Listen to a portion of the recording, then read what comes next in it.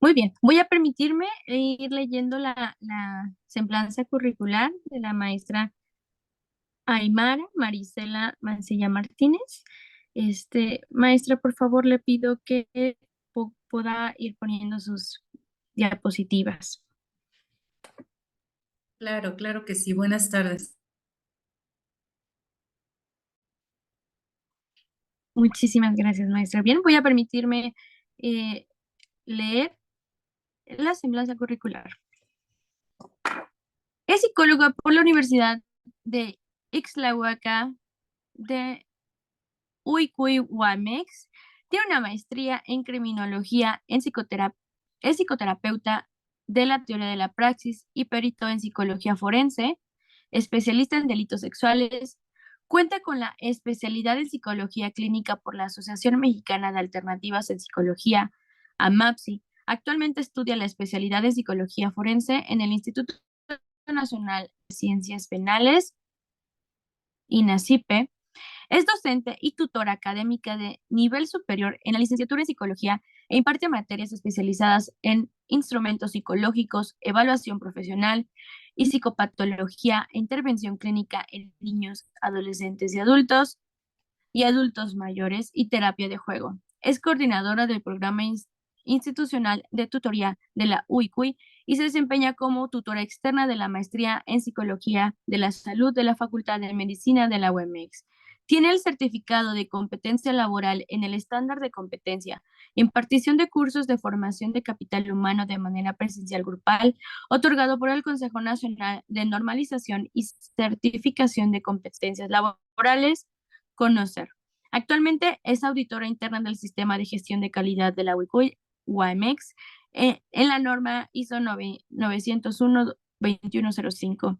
Imparte en AMAPSI los diplomados de peritaje psicológico, psicología forense, psicometría y pruebas psicológicas, psicología clínica aplicada y formación de psicoterapeutas.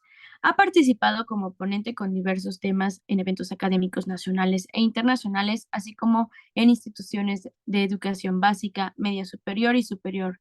Es participante en la creación del Hospital Psicológico y perteneciente al grupo psicoterapéutico de apoyo. Ha publicado artículos científicos en la revista Diversos Nexus de la UICUY y en la revista de Alfepsi, Integración Académica en Psicología.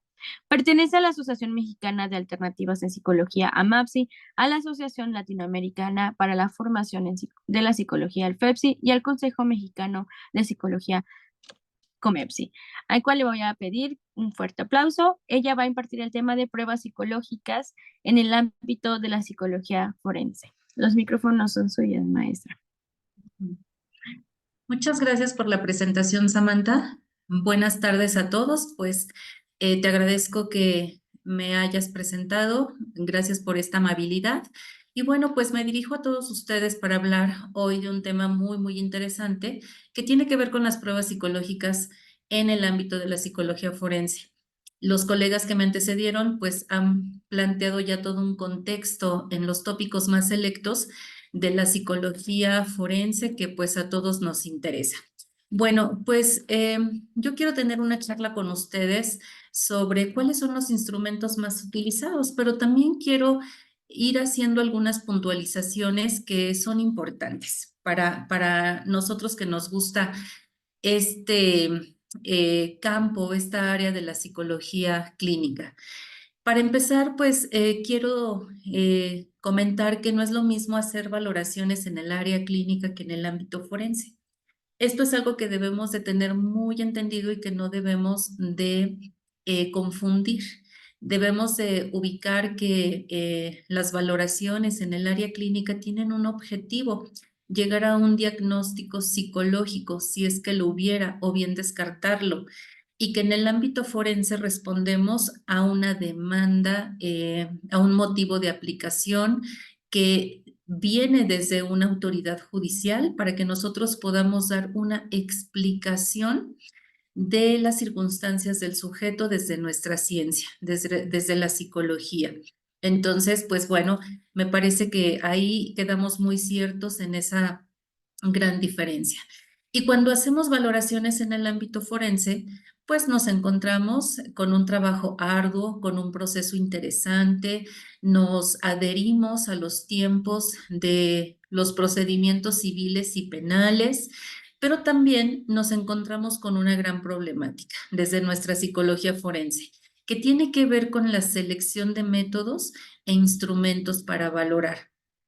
A veces no se hace la selección adecuada y es ahí donde nuestros resultados, donde nuestras conclusiones pierden fuerza, pierden argumentación, son un tanto frágiles y es ahí donde los psicólogos forenses tenemos que estudiar un poco más, sobre todo en conocer los instrumentos para hacer una muy buena selección de estos y a partir de ahí generar las conclusiones adecuadas y pertinentes, ¿no? Entonces, como lo comentó la doctora Brisa en su disertación, pues hay elementos importantes a considerar para que yo como psicólogo forense pues pueda fungir como perito y entonces, al exponerme como persona experta en psicología forense, pues tengo que mostrar que tengo una acreditación.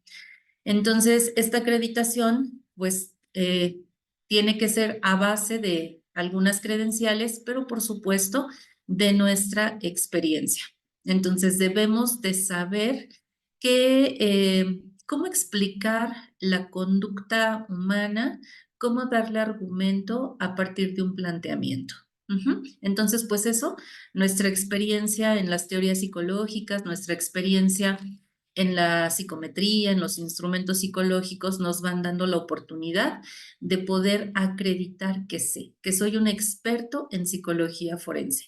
Y las credenciales que pudiéramos obtener, ¿no? Nuestra mayor credencial es ser licenciados en psicología, tener una cédula profesional y bueno, pues hay muchas instituciones que te ofrecen una certificación o una credencial para poder mostrar como un documento que te sostiene o que te, sí, justo eso, sí, que te sostiene como perito, como un experto. Y bueno, pues otro de los elementos a considerar es la metodología empleada. Estamos tratando de que en la psicología forense, pues las técnicas y los protocolos sean no estandarizados, pero sí que podamos los peritos ponernos de acuerdo en esta metodología empleada, sobre todo para que también los instrumentos psicométricos pues cumplan con su función, ¿verdad? Que es obtener resultados importantes sobre algunas variables psicológicas que se nos demanda evaluar. Bien, una otra puntualización importante es que para poder hacer una muy buena selección de estos instrumentos, para poder hacer la evaluación psicológica, pues es la entrevista. Debemos de saber entrevistar en el ámbito forense. Es muy importante porque de esa información que obtengamos vamos a poder hacer un buen análisis relacionándolos con los diferentes instrumentos de valoración. Y bueno, ahí hacemos una triangulación muy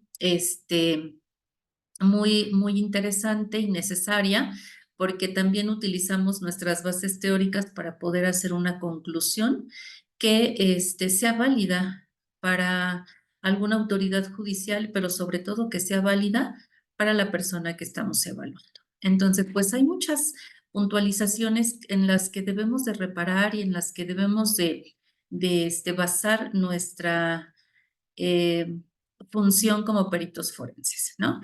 Y entonces, retomando un poco, palabras más, palabras menos, lo que comenta la doctora Brisa, pues la prueba pericial es un momento, es una situación, es una parte del trabajo que desarrolla el psicólogo forense y que versa sobre el análisis de un problema concreto, ¿no? Nosotros ahí como personas expertas llegamos a conclusiones específicas tomando como base pues todo el proceso de investigación y todo el procedimiento que desarrollamos para poder llevar a cabo la prueba pericial. Y entonces nuestros principales pilares son la entrevista forense, los instrumentos psicométricos y la interpretación de resultados. Aquí quiero enfatizar que no es lo mismo hacer una entrevista forense a hacer una entrevista clínica. Tienen objetivos distintos. En la entrevista forense yo me tengo que empapar de un contexto para poder saber qué instrumentos psicométricos serían los idóneos para poder evaluar y poder emitir un dictamen. Y la interpretación de los resultados, pues, tiene un valor muy, muy alto para el juzgador, porque él, que no es experto, a través de mi interpretación de resultados, podrá tomar una decisión. Claro, la prueba pericial no es la única, en psicología que se ofrece. Hay muchas otras pruebas periciales de donde el juez puede tomar una decisión para impartir justicia, ¿no? Pero la interpretación de estos resultados, pues bueno, tiene que estar más que fundamentada en aspectos técnicos científicos que los psicólogos empleamos para hacer válido nuestro trabajo. Bien, bueno, y entonces les hablo de esta parte del dictamen, ¿no? Cuando establecemos un dictamen, pues buscamos enviar un documento o tener un documento, emitir un documento que sea válido. No hay un modelo estricto sobre la forma de elaborar dictámenes, pero sí hay aspectos que no se deben de dejar fuera. No me voy a detener en eso porque, bueno, pues no es el objetivo sobre el cual versa mi disertación, pero quiero comentarlo. Se establecen elementos, como ya lo dije, mínimos de acuerdo a criterios técnicos científicos para que sea un documento bien establecido, para que sea un documento válido, que lo puedan retomar como parte de la toma de una decisión. Y pues bueno, en el buen uso de los instrumentos psicológicos, pues también está el incentivar las buenas prácticas en el desempeño del psicólogo forense. Que también es muy cierto. Hay muchos comentarios sobre si se pueden utilizar pruebas en copia, si se puede utilizar una prueba que yo imprima, si se puede utilizar una prueba, dicen algunos, ¿no? En este argot tropicalizada o cómo le puedo hacer. Bueno, pues hay planteamientos importantes sobre los instrumentos que se pueden utilizar. Bueno, para eso tenemos guías, ¿no? Guías de actualización en la función del perito en psicología forense y de muchos otros peritos, y estas guías nos ayudan para no cometer ese tipo de errores. Bueno, les voy a ir mostrando pues algunas de las pruebas psicológicas más usadas en el ámbito forense. Muchas de ellas las han de conocer ustedes, las han utilizado, han podido pues estar en contacto con estos instrumentos tan valiosos.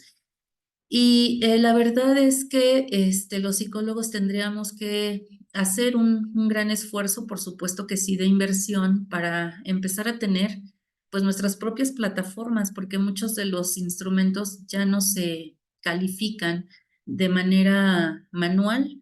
Muchos de ellos en la interpretación también ya pues se manejan en plataformas, y con dar un solo clic nosotros podemos tener una interpretación, ¿no? Que si bien es cierto, no la vas a copiar y pegar como viene en el informe de resultados directo de la casa editora o de la casa que da este tipo de servicios, sino que nosotros tenemos que todavía ser el filtro de esos resultados para hacer una triangulación adecuada, como lo veíamos hace rato. Triangulamos lo que observamos, lo que escuchamos, lo que nos arrojan las pruebas psicológicas y pues bueno, ¿no? Lo que el paciente nos da como información en la entrevista, y hay que anclarlo con nuestras teorías de la psicología. Y bueno, pues miren, uno de los instrumentos que más se utilizan es el MMPI-A, que ya lo conocemos, tiene muchos años de estarse aplicando, solo que bueno, ya tienen ahora la versión reestructurada. Entonces, este instrumento multifásico de personalidad de Minnesota es para adolescentes, ¿no? Está reestructurado porque baja su número de ítems, y algunos ítems fueron reescritos o fueron redactados para un mejor entendimiento del adolescente. Bueno, pues esta prueba se califica en línea. Podemos aplicarla de forma manual, también la podemos aplicar de forma electrónica. Podemos comprar nuestros usos, podemos comprar nuestra prueba completa nos dan contraseñas o pines para poder ingresarlos a la plataforma de T-Ediciones en este caso, y entonces poder tener la hoja electrónica. Mi adolescente puede contestar a través de, pues, de la computadora, o bien puedo aplicar en papel y después yo como psicólogo hacer la corrección. Ujú.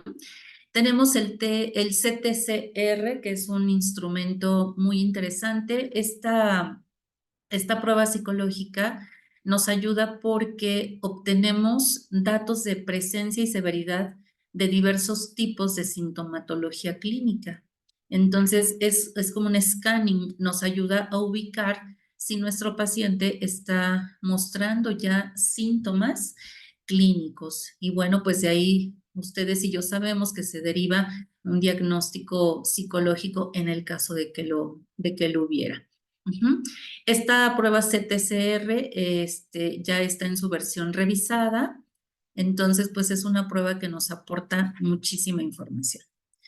El PAI es el inventario de evaluación de la personalidad, es una de las innovaciones en el ámbito de la evaluación forense, ya que permite una evaluación de la psicopatología, ¿no? Nos ayuda a ubicar si hay psicopatología en nuestros pacientes adultos y nos da una gran variedad de información mediante la valoración de 22 escalas.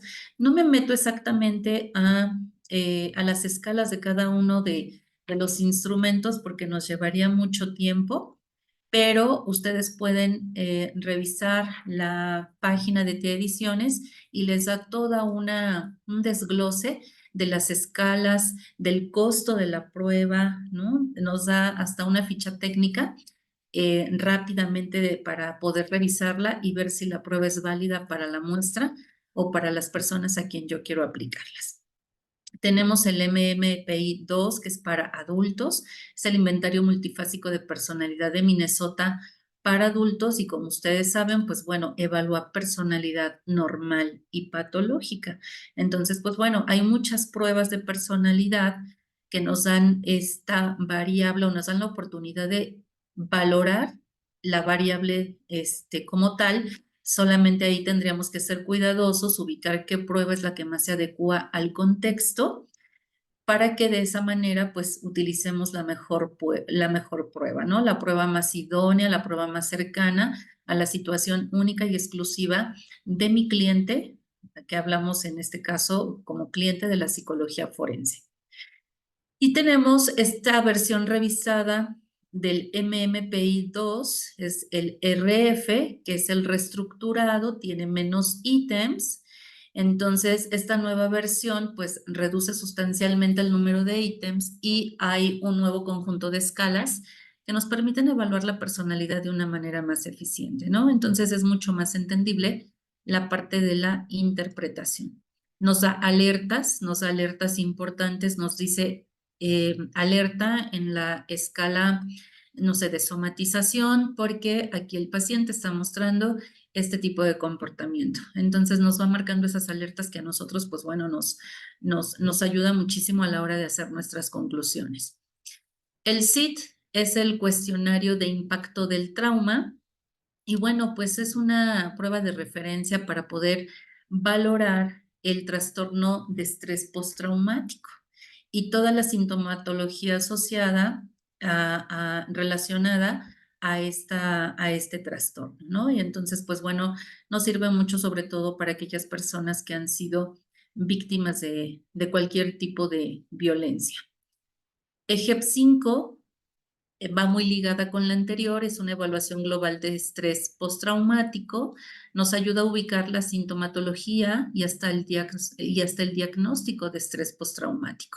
Esta prueba está muy relacionada, está basada en los criterios del DSM-5 de sintomatología adulta para ubicar, pues bueno, distintos acontecimientos traumáticos. Tenemos el CUIDA, que esta es una prueba que a mí me gusta mucho, en lo personal la uso mucho cuando estoy trabajando en el área familiar, donde pues hay controversia por quién es el más apto de los progenitores para encargarse de los niños. Yo la uso mucho para eso, también para visualizar si una persona tiene capacidad para el cuidado de un niño como adoptante o como tutor.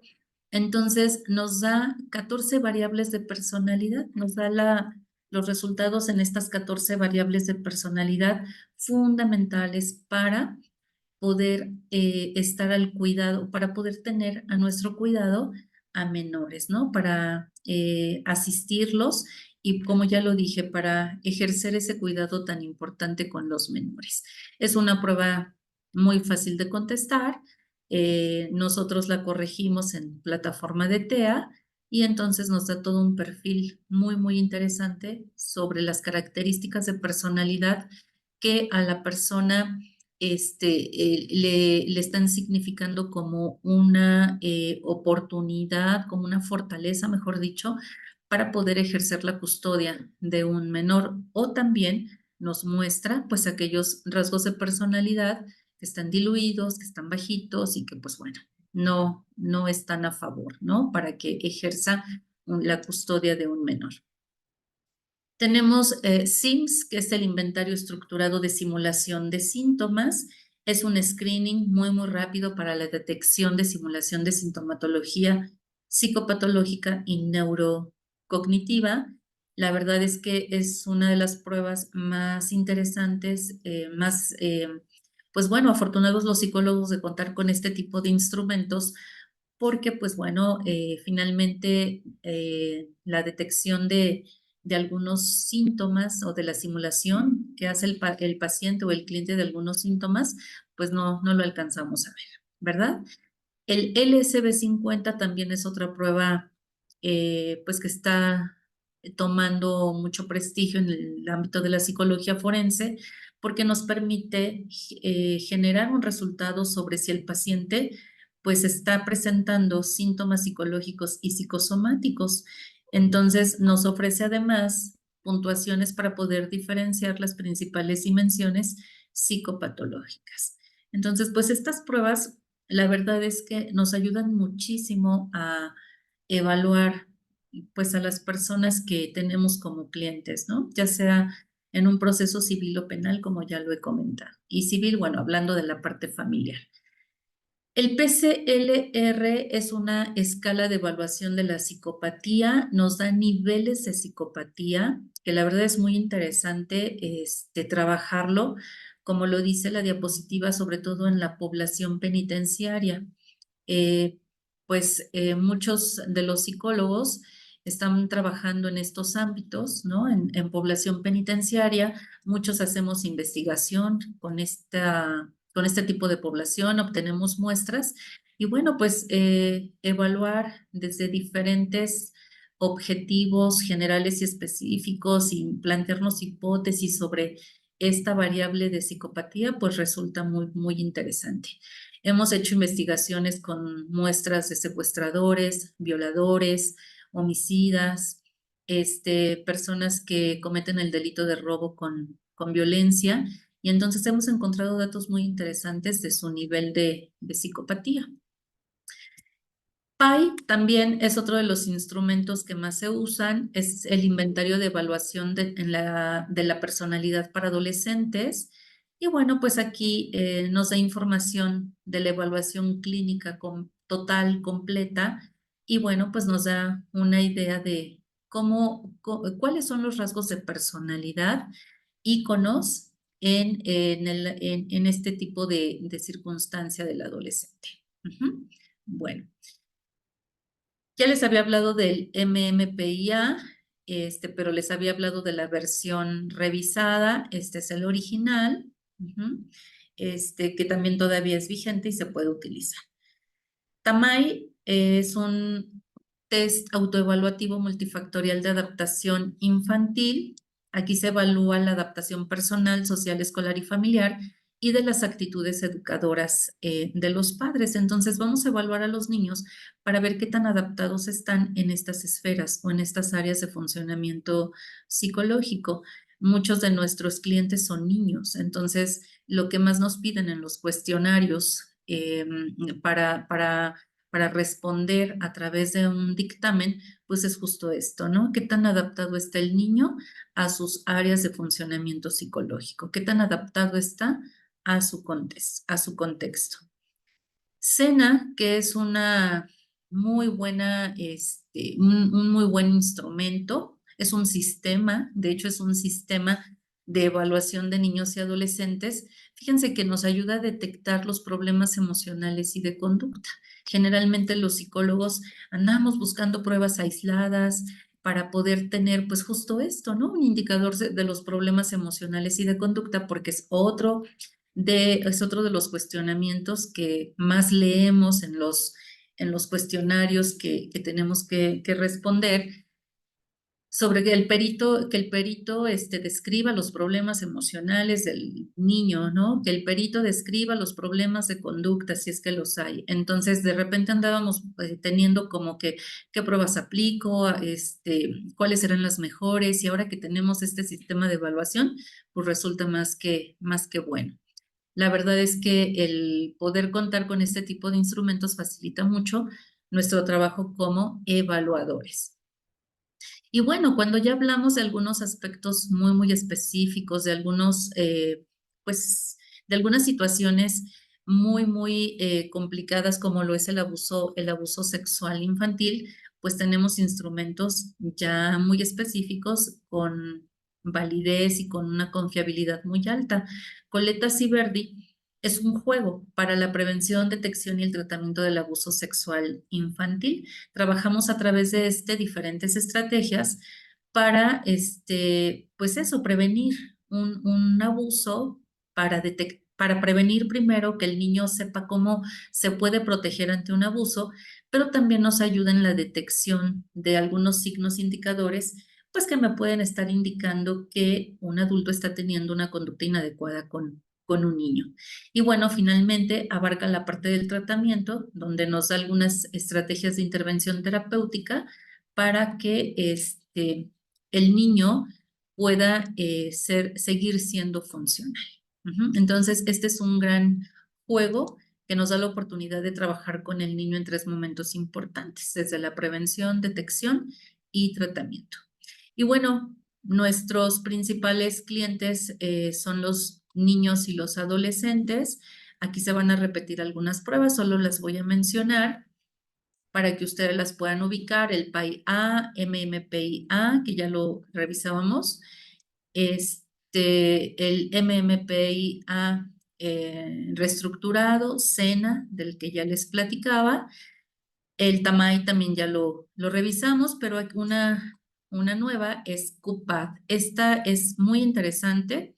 Es un cuestionario para la evaluación de problemas en adolescentes. Es muy fácil de aplicar, son ítems muy sencillos y nos permite ubicar cuáles son las áreas donde están las problemáticas de los adolescentes, ¿no? Algunas de las variables más relevantes o más importantes a evaluar son ansiedad, depresión e insatisfacción corporal, problemas en las relaciones con los demás, problemas familiares, incertidumbre sobre su futuro, riesgo psicosocial, abuso de sustancias, autoestima y bienestar. Esta prueba se puede aplicar de forma manual y después nosotros la corregimos en la plataforma, o bien se puede aplicar en hoja electrónica, nos aporta un perfil y un autoinforme. Entonces, pues bueno, con esto tenemos información muy buena para con los adolescentes. Ubiquen la edad 12 a 18 años y las variables de las que nos aporta resultados, pues son más que interesantes, ¿no? Nos ayudan mucho para establecer conclusiones. El STAC-SINA, que mide ira como estado y como rasgo en adolescentes, en niños y adolescentes también es muy interesante, sobre todo para aquellos niños que empiezan con algunos síntomas de trastorno de desregulación emocional, trastorno negativista desafiante o trastornos de conducta. Y con CAPIA, que ya lo habíamos comentado, no, CAPIA no lo habíamos comentado, es un cuestionario que nos permite medir qué tipo, si hay agresividad en un niño y además de qué tipo es, si es premeditada e impulsiva en adolescentes, ¿no? Nos preocuparía si nuestros adolescentes salen con agresividad premeditada, porque eso quiere decir que ya lo están planeando. que ya es algo que ellos están pensando, repensando cómo hacerlo para dañar a alguien más. No olvidemos que esto puede ser un síntoma de un trastorno de personalidad más adelante, cuando ellos lleguen a la edad adulta, si es que no se tratase. Y la agresividad impulsiva, pues bueno, no quiero decir que sea normal, no quiero equivocarme en ese aspecto, pero pues es un tipo de agresividad menos patológica, digámoslo así.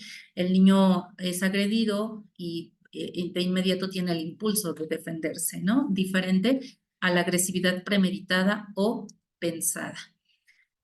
SECAT, que es un cuestionario para medir ansiedad y depresión, que pues nos ayuda para ubicar si los adolescentes se sienten inútiles, si están irritables, si tienen pensamientos automáticos y síntomas psicofisiológicos, nos ayuda para detectar esta sintomatología clínica.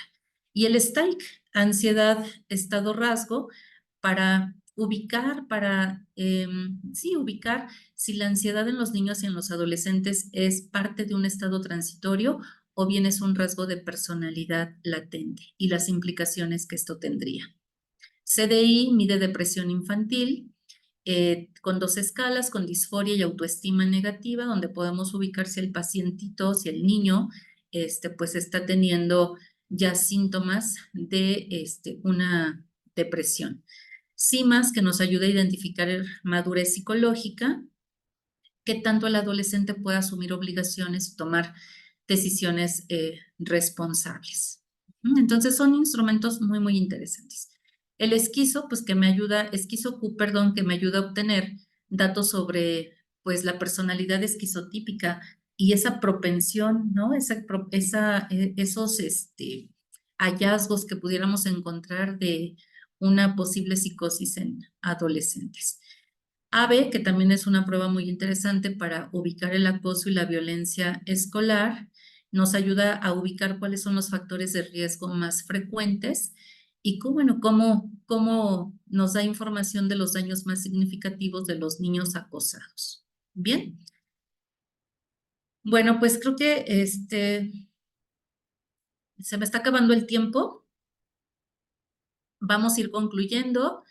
Aquí tienen ESFA, ABAS, ESFA que es para familia, ABAS que es para adaptación, BAS que es para aptitudes intelectuales, porque también medimos esta capacidad, medimos la cuestión de inteligencia, matrices que todos conocemos, el famoso Raven, que esta es una escala mucho actualizada, y RIAS y RIS, ¿no? Que es una de las alternativas que podemos utilizar si no tenemos el tiempo para aplicar las escalas o una de las escalas Wechsler. Coletta-Siverdi, pues bueno, ya lo comenté. Y bueno, pues estas puntualizaciones es un poco más de lo que yo comenté al inicio, de que pues debemos de tener muy buena aplicación y manejo de los instrumentos psicométricos y que debemos de utilizar un enfoque especializado y diferenciador de la psicología clínica, ¿no? Para no confundirnos en esos contextos. Bien, bueno, pues solo para terminar, comentar que todas las pruebas que nosotros elijamos, todos los instrumentos psicométricos, deben estar interrelacionados y guardar coherencia con el planteamiento de la solicitud que se nos haga por parte de una autoridad judicial. Gracias por su atención. Muchas gracias, maestra Aymara. Ha sido un contenido bastante interesante, como bien lo comentan en los mensajes, ¿no? Nos da la oportunidad de conocer nuevas, los que no conocíamos o conocen, propuestas de psicometría, ¿no? Pruebas psicométricas. Vamos a pasar a la parte de preguntas y respuestas.